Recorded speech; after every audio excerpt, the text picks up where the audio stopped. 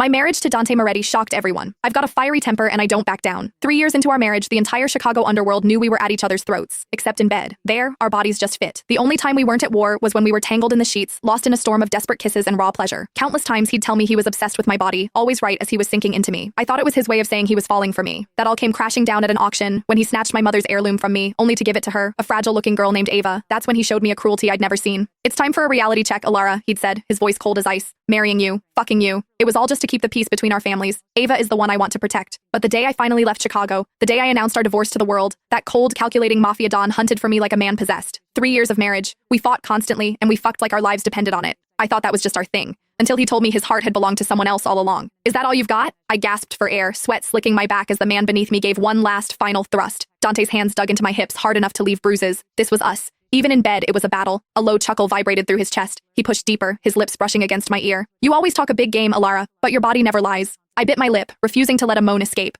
I wouldn't give him the satisfaction, but Dante knew my body like the back of his hand. He knew every sensitive spot. He trailed soft kisses along my neck, a stark contrast to the brutal, perfect rhythm of his hips slamming into me. Until we both shattered, I couldn't stop myself from digging my nails into his broad, powerful back. "Satisfied, Alara?" Dante pulled away and slipped on his shirt. As usual, he grabbed a damp towel to clean me up. It was the only time he was ever tender. I forced the blush from my cheeks and shot him a defiant smirk. "Barely. You were adequate." His movements paused. A dangerous glint flashed in his eyes. "Guess I'll have to try harder next time." "I'm going to the underground auction tonight," I said, getting up to dress. I made my voice sound casual, bored. "There's something I have to get." "What is it?" "My mother's brooch." My voice trembled slightly, but I hit it. The diamond one. It was the last thing she left me. Lost 3 years ago during a family clash, and it had finally resurfaced on the black market. Dante fastened his cufflinks, his tone indifferent. "If you don't win it, I'll buy you something else to make up for it." My heart skipped a beat. A warmth spread through my chest. Was that concern? Maybe. Maybe he wasn't completely heartless. The auction was held in an abandoned factory on the outskirts of the city. Dim lights cut through the gloom, illuminating the faces of the city's most dangerous players. Dressed in a black gown, I sat in a corner, waiting. Next up, a 19th century diamond brooch. Bidding starts at 500,000. The auctioneer's voice echoed. My palms started to sweat. 600,000. 700. 1 million. I raised my paddle. 1.5 million, I said, my voice clear. The room fell silent. That price was far beyond the brooch's actual worth. I thought it was mine. Then I saw him. Dante.